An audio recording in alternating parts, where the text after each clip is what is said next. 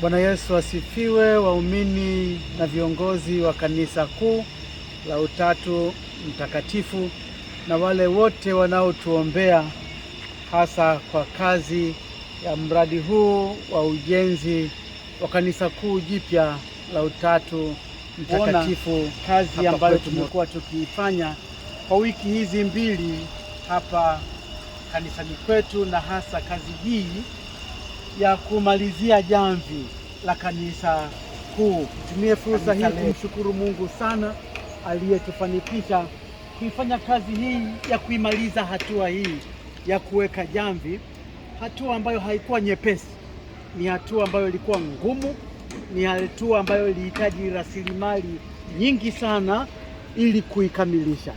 Lakini sasa leo hii kazi hii imewezekana, tumeimaliza.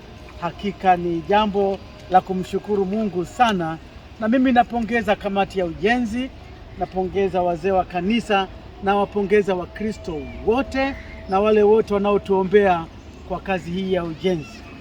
Tumefanya kazi kubwa, na kwa muda tuliotumia kuifanya kazi hii inaonyesha hakika tumefanya kazi kwa nguvu sana.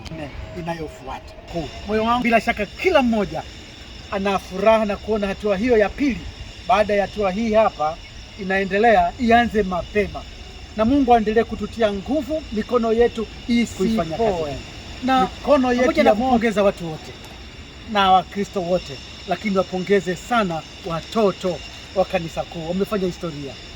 Sherehe ya kuwapeni vyeti kwa ajili ya kazi hii, ili vyeti hivi vio ukumbusho. Mnapoendelea kukua, mtakuwa mnaona kwamba kazi mliifanya.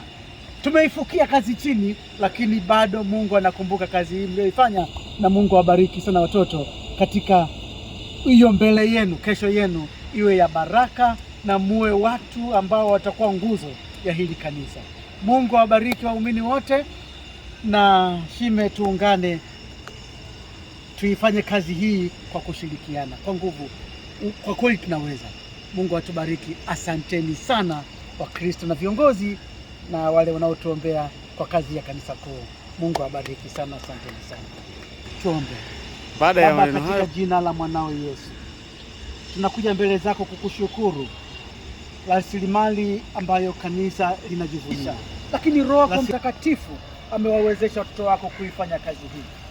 Tunaendelea kuiweka kazi hii mikononi mwako, kwamba Mungu utaendelea kutufanikisha kufanya hatua inayofuata na hatua zingine ambazo zitafuata kwa ajili ya kazi hii. Baba, jipatie utukufu. Siku zote mwajua ya kuwa taabu yenu si bure katika Bwana. Basi ndugu, nawakumbusha, muimarike, msitikisike kutenda kazi ya Bwana, kwa maana sisi ni wafanya kazi pamoja na Mungu. Sisi ni shamba la Mungu. Sisi tumekuwa wajenzi pamoja na Mungu. Sisi ni wafanya kazi shambani mwake. Tupande milimani yae, tukailete miti, tujenge nyumba ya Bwana. Tupande milimani, tukailete miti, tukajenge nyumba ya Bwana. Tupande milimani, tukailete miti, tujenge nyumba ya Bwana.